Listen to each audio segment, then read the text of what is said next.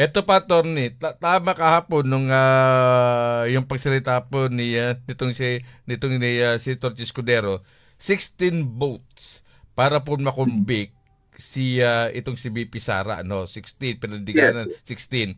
Hindi kaya nila muna inopen ito kasi kapag inopen kahapon ito, magiging malaking debate na naman ito at hindi po magsisimula yung mismo impeachment trial. Posible ba sa mga kalagitnaan ng dito impeachment trial ay bubuksan ito na wag nang 16 yung threshold kasi hindi sila kompleto tapos idadaan naman ito sa botohan?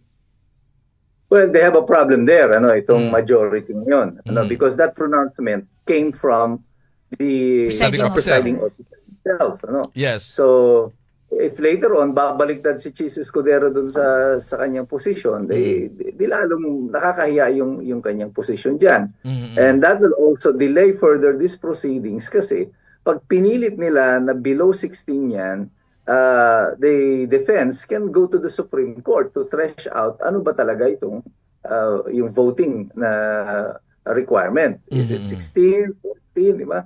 So kaya I think ko nga yung nga yung pagkaka-aresto kay Senator Marcoleta, sinasabi wala daw kinalaman sa nangyayari ngayon sa Senado na Mm. impeachment. I mean, you can tell that to the Marines, pero dito sa mga tao natin, ng mga Apo. na parang ang labo-labo naman yan na sabihin mo walang kinalaman yan. On the first day of the impeachment, aarestuin mo si Senator Marcoleta, di ba? So, alam na natin to from the very beginning, sarsuela lamang itong itong impeachment na ito. Oo.